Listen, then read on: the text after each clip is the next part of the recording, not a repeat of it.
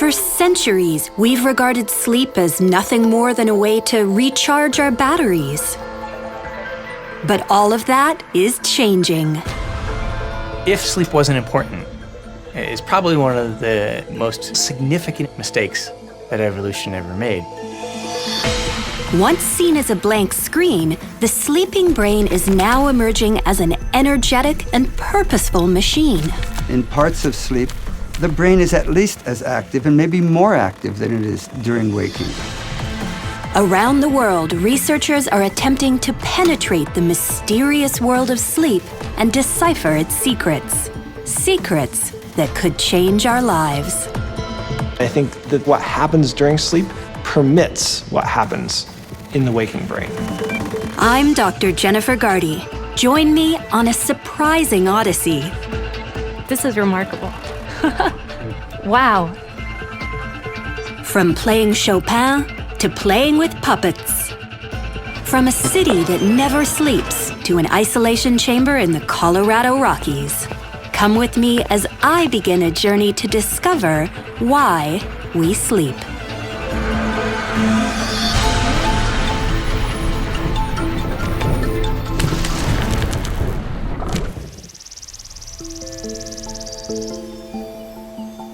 Deep in the German countryside lies one of the most unique research centers in the world.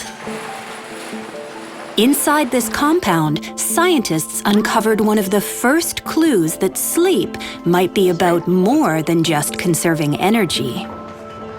That's very nice. Dr. Niels Rattenborg has spent a decade researching here at the Max Planck Institute, but he isn't your typical sleep scientist. That's because Dr. Rattenborg doesn't study humans, he studies birds. Birds are an excellent group of animals in which to study sleep because they've evolved sleep patterns remarkably similar to those in mammals, including ourselves. While all animals sleep, scientists like Dr. Rattenberg now know that only birds have slow-wave and REM sleep just like us. It's why he's studying the humble Canada goose, a bird that helped him understand what evolution revealed about sleep. Geese over here. And he wanted me to demonstrate what he was the first to discover. So you see those geese sleeping? Yeah. You think you can sneak up on them?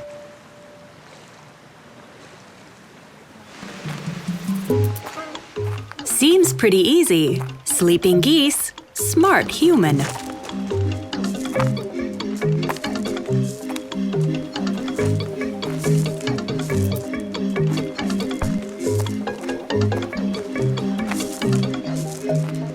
They're starting to look.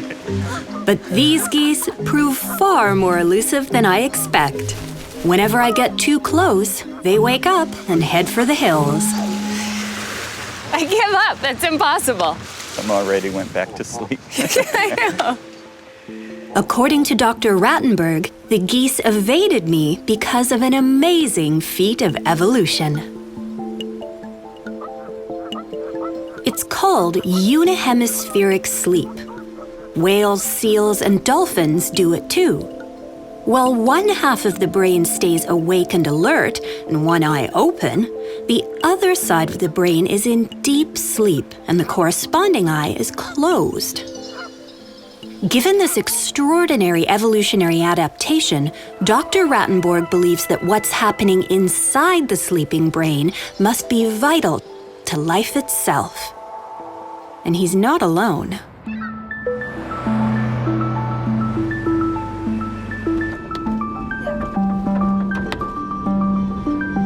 Dr. Sabine Seehagen often spends more time on the road than in her lab at Ruhr University in Western Germany.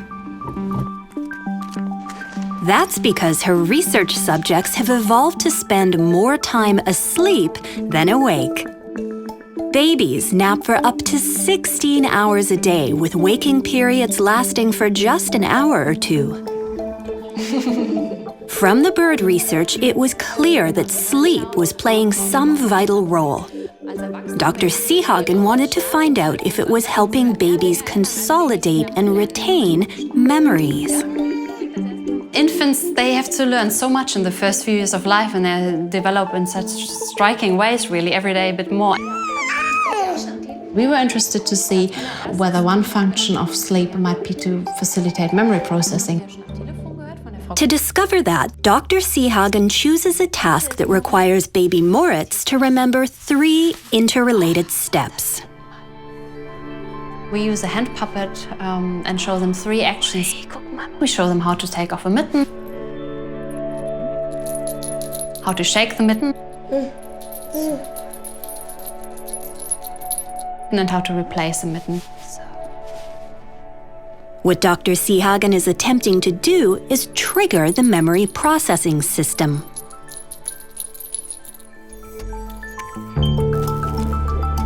The hippocampus is located deep within our brain. This is where specific memories are encoded and stored. The neocortex is the large outer part of our brain. It establishes associations between memories. Dr. Seehagen and her assistant Carol teach the exact same memory processing task to several other babies.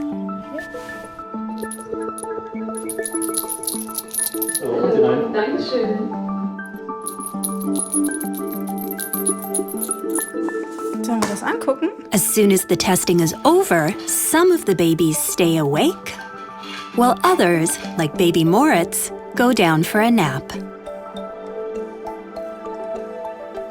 For Dr. Seehagen, this is a rare opportunity to discover whether the sleeping brain is doing something unique with the information it's just taken in. We were thinking that if sleep really helps them to retain their memories, then only those infants who napped right away, soon after learning, would remember the actions, whereas infants who would wait with their nap would not remember the actions.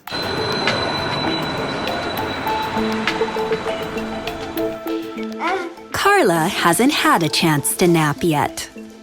Like all of the babies, she has just 90 seconds to repeat the action she saw earlier.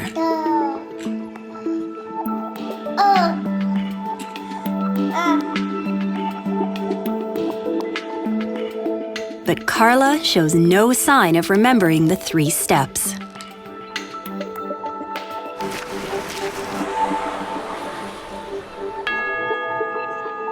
Jonah is another baby who hasn't napped.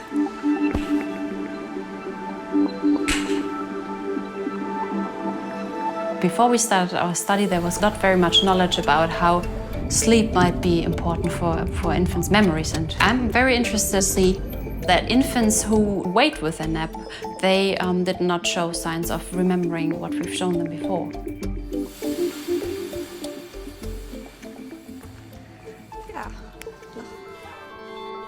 Across town, baby Moritz is just up from his 4-hour nap.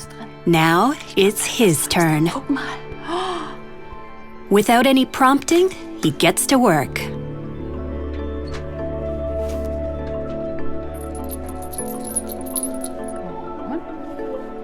And nails it.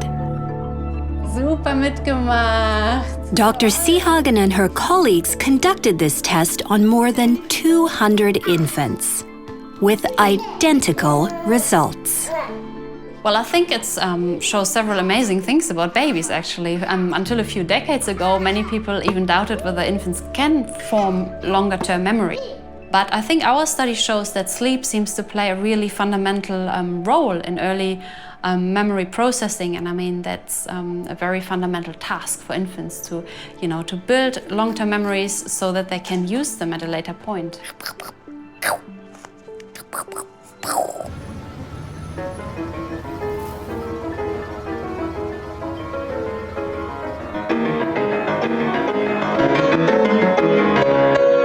George Coe is in the midst of a Harvard University tradition. He's cramming.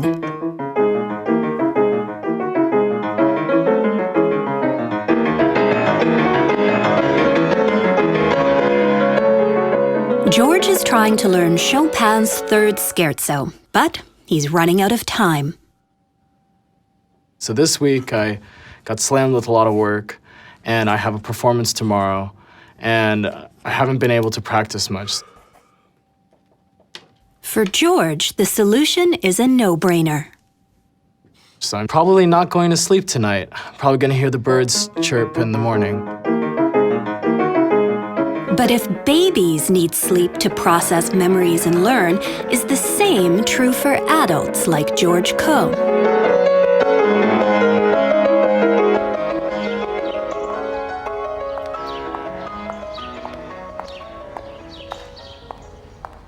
Jen, why don't we put you over here and Jemai? It's a question that drives the research of Dr. Robert Stickgold. A really simple test for you guys to do. Dr. Stickgold is one of the world's leading sleep scientists. So put in your first name or your initials, your choice. To discover whether memory processing is sleep-dependent, Dr. Stickgold needs to create a complex learning and motor skill task. Now, as soon as you press another key, you're going to start. What he decides on is a very simplified version of performing Chopin's Third Scherzo. Your job, take your left hand, put your 4 fingers on the keys 1, 2, 3, and 4. You're just going to type that number sequence over and over again, 4, 1, 3, 2, 4. Why don't we just have you both start together now? Both Jemai and I are going to do this task a second time, but I'll get to sleep in between and she won't. Then we'll see who has the bigger improvement in speed and accuracy.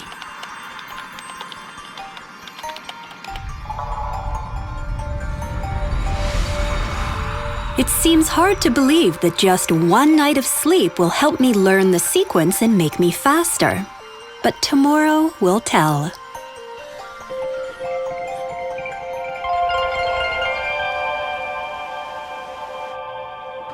The next morning, I'm back. Jemai did her retest yesterday afternoon. Now, it's my turn. It all comes down to who has improved more.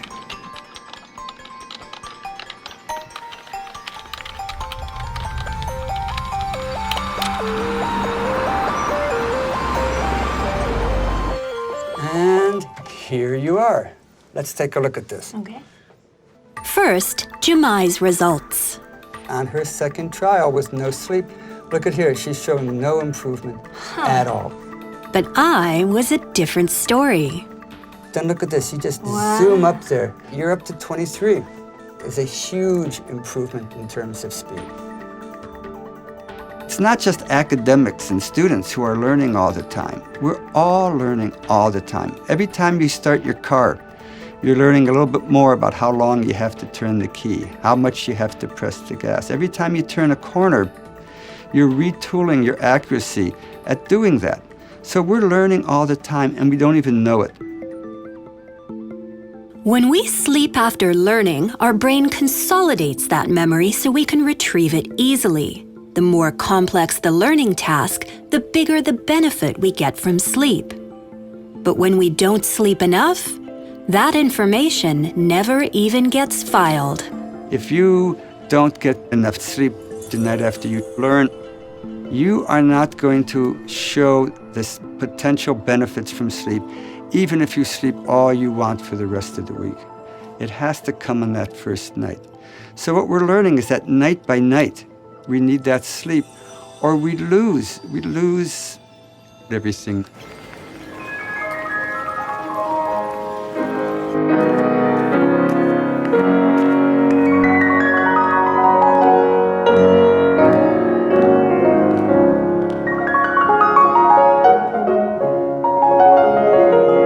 The only one who benefited from some shut-eye. Instead of pulling an all-nighter, George Coe went to bed.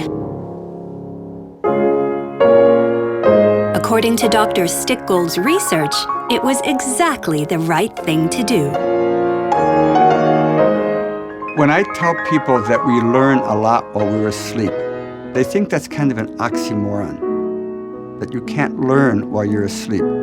But in fact, this is just your brain doing what it evolved to do.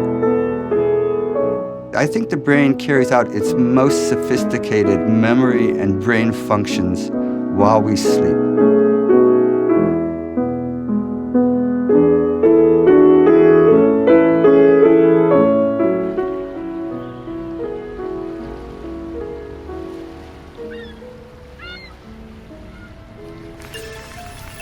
Given the power of sleep to help us learn, scientists at a unique biosphere in Colorado wondered whether it also had the capability to control how much we eat.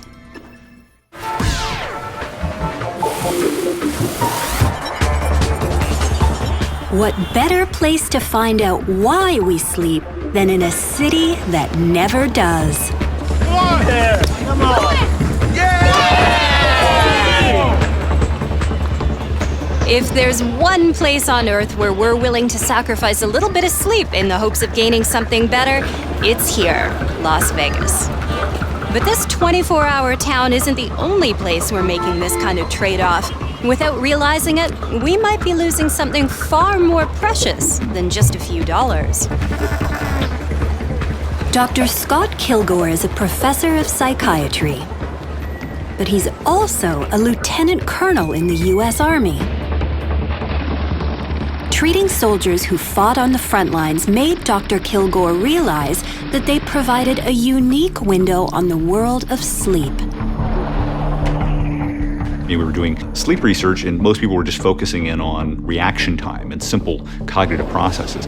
But what about this other side of which choice to make? Do you drop the bomb now? Do you pull the trigger? Do you not pull the trigger? Because these are not cold decisions. You don't make them like a computer does. They're very emotionally charged situations, and we need more information about how lack of sleep affects emotional functioning. At the heart of this quest lies a seeming contradiction. As it turns out, our emotions don't cause us to make bad decisions. Most of the time, they actually help us make good ones. Every day, I make thousands of choices, many of them intuitively. My intuition is guided by a special type of memory, an emotional one. When I experience something, my brain flags it as either positive or negative. When it's time to make a decision, these emotional memories help me. If you watch those old Star Trek episodes, you'd see that in situations, Spock always had the logical decision-making process. He was like a computer, so he didn't let emotions affect his decisions. Whereas Kirk, he could tap into that, gut feeling in his pit of his stomach and make the right command decision. To get inside the brain where these gut feelings, these emotional memories are created, Dr. Kilgore came up with an ingenious experiment based on a specially designed gambling task. Now, I'm going to visit Dr. Kilgore and put that task to the test, and this time what happens in Vegas won't be staying in Vegas, all in the name of science. So the basic idea here is that there are 4 decks of cards. Okay. And your job is to try to win as much money as possible and avoid losing any money in the process.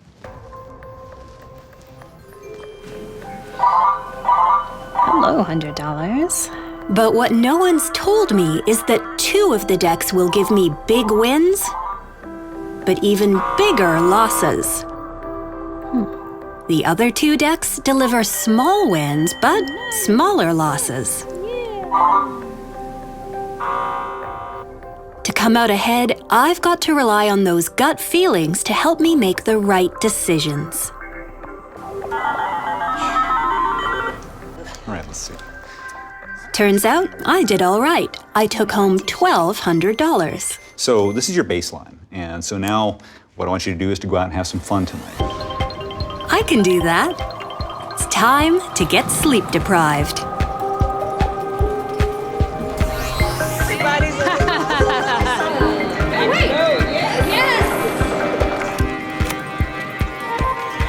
A little over a century ago, we slept, on average, 9 hours a night.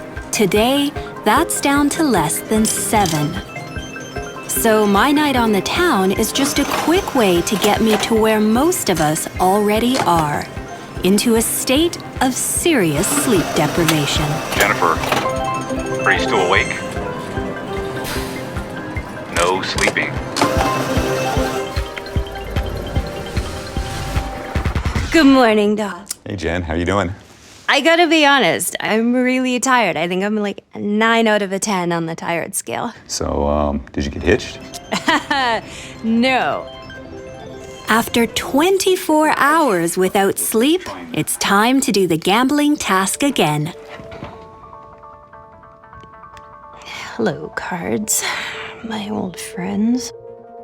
This time, I keep losing track of the decks, and no matter how much I try, I can't seem to stay focused. Yesterday I won $1,200. Today, I lose $800. Whoa, I sucked. The reason can be found here in my ventromedial prefrontal cortex. This is where those emotional memories are incorporated with my reasoning to guide my decision-making. Normally, this area is very active, but after 24 hours without sleep, this critical part of my brain has simply shut down. It's not active anymore, so it's not able to turn on and integrate your emotions to guide your cognitions and your thoughts and your decisions. So your judgments start to get impaired. You don't know the right answer. You can't rely on your gut to tell you that's the way I should go. Yeah, it was impossible to tune in onto those, the good decks and the bad decks. Right, the ability to integrate the emotions with decision making becomes affected. So you just flounder. What's fascinating is that Dr. Kilgore found this same impaired judgment in people with stroke damage in this exact same part of the brain. So in essence, sleep deprivation is almost a temporary brain injury. Yeah, it's basically very much like your brain damage, but getting a good night's sleep can actually reverse the process and get you back to your baseline. Well, that's good, because you know what I could use right now is my baseline level. I would really like to get back there. By delving deep into our brain, Dr. Kilgore has discovered a direct relationship between sleep and the emotional switching system that guides our decision-making. We don't understand everything yet, but so much of the work that we've been doing shows that even cutting your sleep down by a couple of hours alters the connectivity in the brain, and that in turn affects your emotional intelligence and your decision-making and all these areas of life. Lights off in 3, 2, 1. For 2.5 years, volunteers have lived here at the University of Colorado inside a kind of biosphere. For 2 weeks at a time, they sleep, eat, and work in this lab, isolated from the outside world. Everything they do is carefully monitored. They can't take a nap or eat a calorie without it being measured. Hey, Chris, let's go ahead. Let's get started. All right, sounds good. This experiment is the brainchild of neuroscientist Dr. Ken Wright. If sleep deprivation can cause temporary brain damage, Dr. Wright wondered if it could also disrupt another system regulated by our brain, the one that controls how much we eat. 1.5 billion adults worldwide, about 150 million school-age children, and 43 million preschool children are overweight or obese. And over half of our adult population right now is not getting that minimum of 7 hours a night. Hey Jake, just checking in with you. How's it going tonight so far? It's going good. Dr. Wright created this isolation chamber to take volunteers deep into sleep deprivation to see if that would have an impact on their weight. For a week now, this group has been allowed to sleep 9 hours a night Okay, big boy, time to wake and up. eat as much food as they want. But now it's time for a radical change. Yeah, what do you think? The volunteers are about to have their sleep cut by nearly 50%. For the next week, they'll get just 5 hours a night. I'll give you a countdown. I'll dim the lights and then give you a countdown.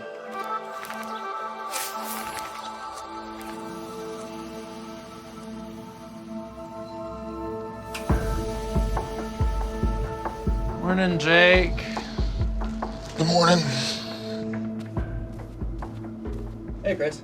How's the subject going today? As the 50% cut in sleep begins to take a toll, Dr. Wright notices a change in the amount the volunteers are eating. So as we've been following people's food intake across these last 4 days, we're seeing something remarkable. Their food intake is going up, so they're eating more. And not just at meal times. The volunteers are also consuming more snacks. A lot more. What we're starting to see is that they're eating more after dinner than they do at any meal across the entire day. So it's as if they're eating 4 meals a day rather than just 3. But what's most fascinating for Dr. Wright is the impact on the 2 hormones that regulate how much we eat.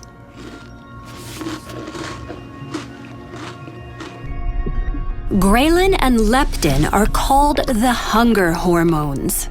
Ghrelin signals the brain when it's time to eat. Leptin tells the brain when the body has enough stored energy and it's time to stop eating. The lack of sleep seems to be causing a meltdown in this critical part of our weight regulation system.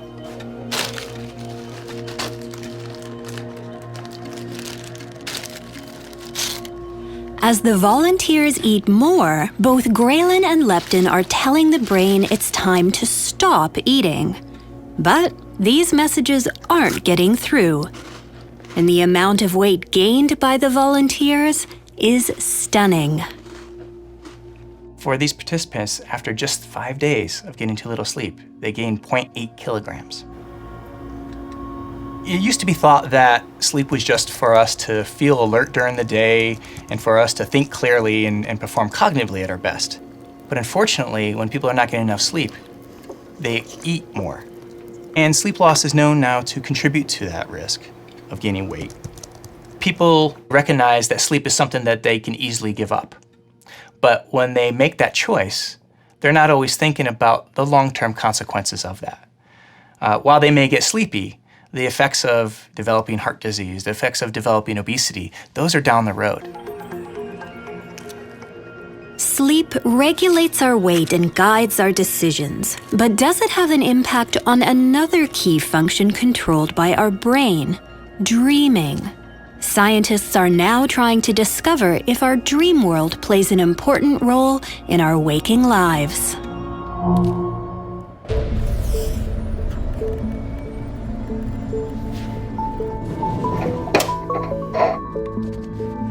Dr. Antonio Zadra can't remember a time in his life when he wasn't intrigued by dreams. Dreams have always fascinated humankind, and so people have always been curious about, since the dawn of history, about where dreams come from, how are they formed, do they have any meaning? We spend 52,000 hours of our lives dreaming, 6 solid years. Dr. Zadra is convinced that within this vast ocean of dreaming lies the key to its function.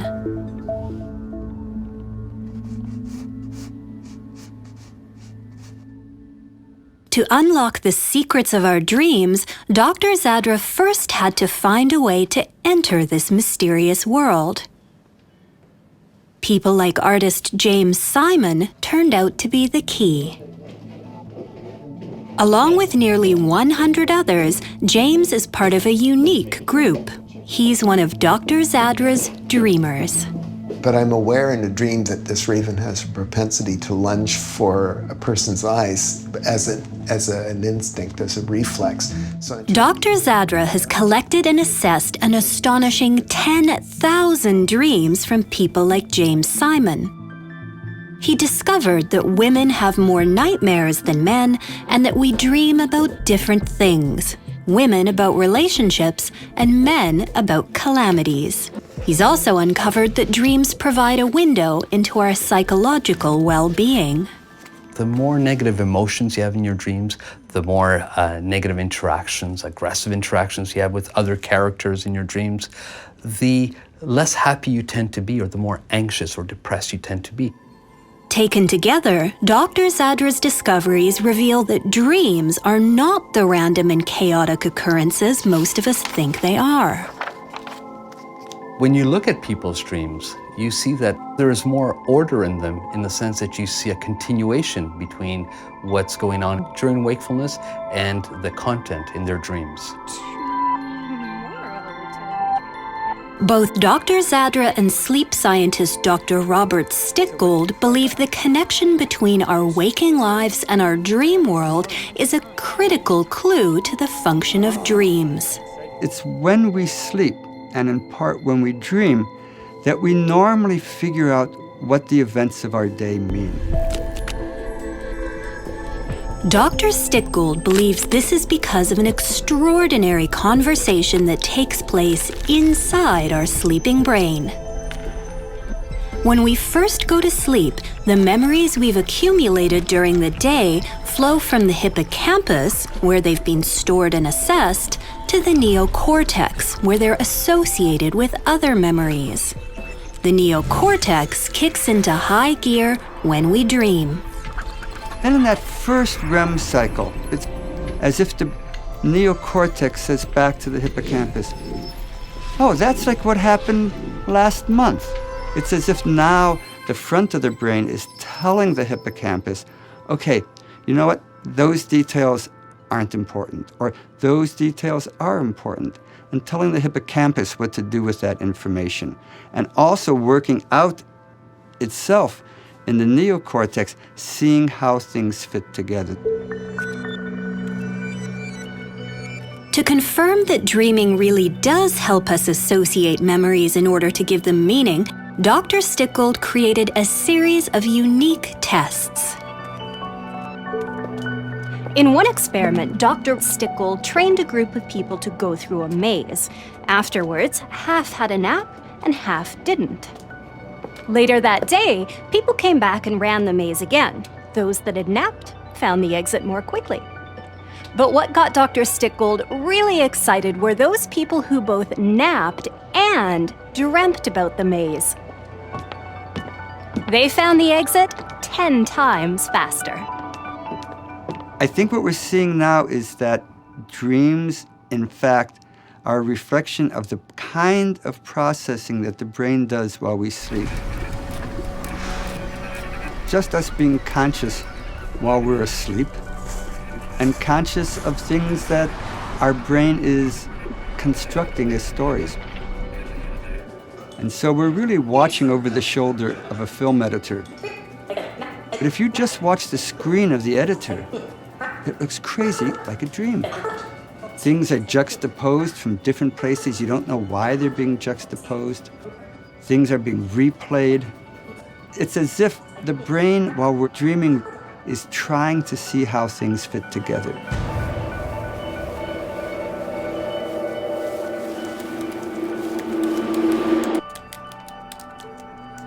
According to Dr. Stickgold, this is my sleeping brain giving meaning to the events of my life. Dr. Zadra believes if patterns can be found in this chaos, they have the power to reveal something about my psychological well-being. Before I arrived at his lab, he asked me to keep a dream diary.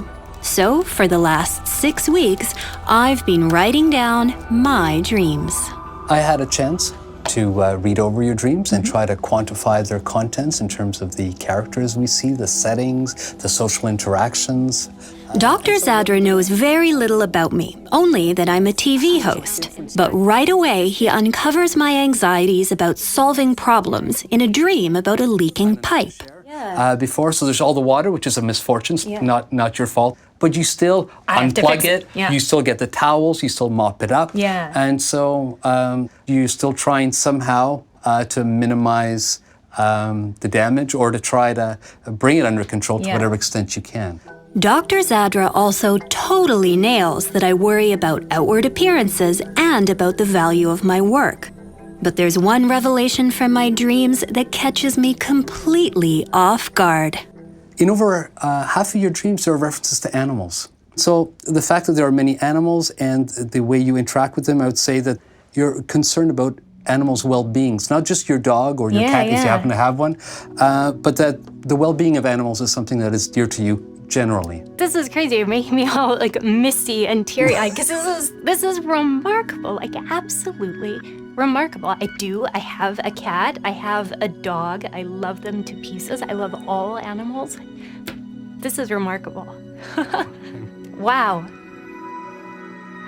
I think this entire exercise for Jen probably made her much more appreciative of the power of dreams and again of the order that we can find in dreams and the psychological meanings we can find in dreams.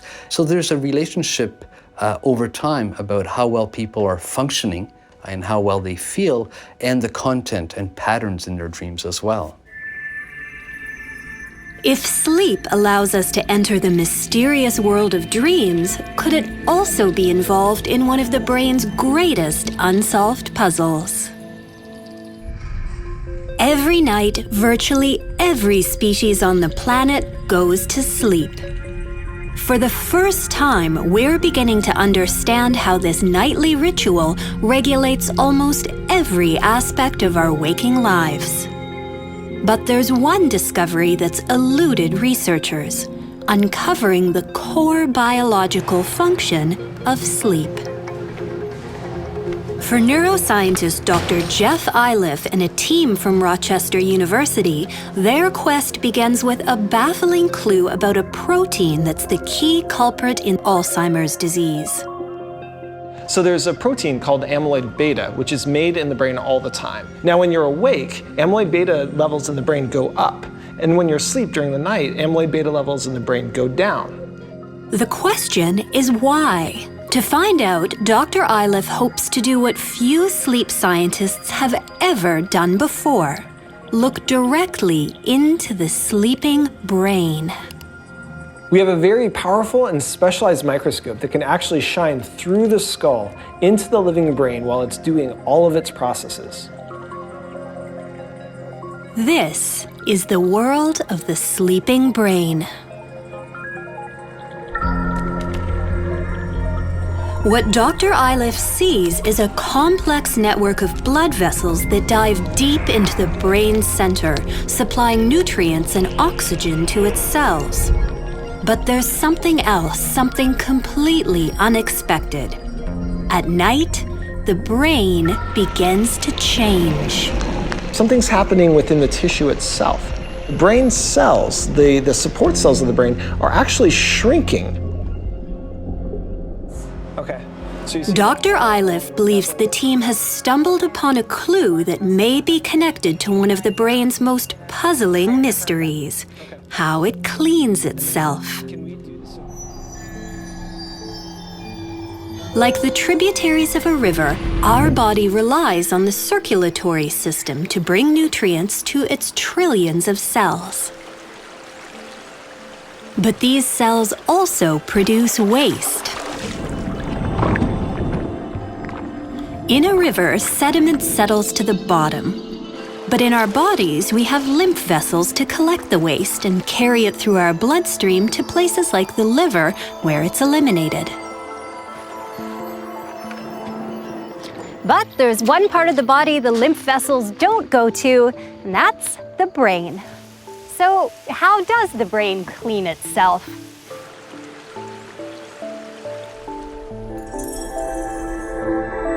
Dr. Iliff believes the answer is connected to the mysterious changes he observed taking place inside the brain while we sleep.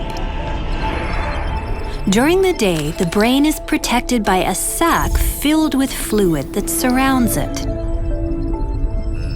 But as Dr. Iliff discovers, at night, this sac empties and the fluid filters through the brain. What was happening was that the fluid was piggybacking, using the structure of the blood vessels to get access to the entire brain. But it's what the fluid does that provides Dr. Iliff and his team with an extraordinary breakthrough. The fluid that's on the outside of the brain, as it flows along those blood vessels and through the brain tissue, it's doing the most amazing thing. It's clearing away, washing away the waste particles in the spaces between the brain cells. Wow. We can't multitask enough during the day. We have to set something aside. Housekeeping happens at night. Yeah, it's a very clever way to do really two things with the same structure, both provide nutrients and clear away the waste. But it's unique. No other part of the body uses a plan like this to do these two things. It's a brain's cleaning system. It is. It's sort of like a dishwasher for the brain. But Dr. Iliff and his team aren't done yet. There's still the question of amyloid beta, the protein that started them on this journey. Amyloid beta is one of the waste products produced by the brain. It's also the same protein that builds up in the brains of people suffering from Alzheimer's disease. When Dr. Iliff started this research, he saw levels of amyloid beta rise in the brain during the day and drop at night. Now he knows why. The brain is washing away this dangerous protein while we sleep. So circling back to the beginning, what does this tell you about Alzheimer's? Well, it tells us that this process may be part of what's going wrong in patients with Alzheimer's disease. Worsening sleep quality and sleep duration are both associated with worsening amyloid plaque burden, so more amyloid beta building up in the brain. And so the failure of the brain to sort of keep its house clean and clear away these things that it needs to be clearing away during sleep may actually be setting the stage for the development of diseases like Alzheimer's disease. For the first time, we're realizing that our sleeping brain is the foundation of almost everything we do. I think sleep is fundamental to life. We're recognizing the importance of sleep for our whole body. Sleep affects everything. I think that the occurrence of what happens during sleep permits what happens in the waking brain, and that you could not have all of the magic of the waking brain without all of the mystery of the sleeping brain. We create the meaning of our lives while we sleep. And that's phenomenal.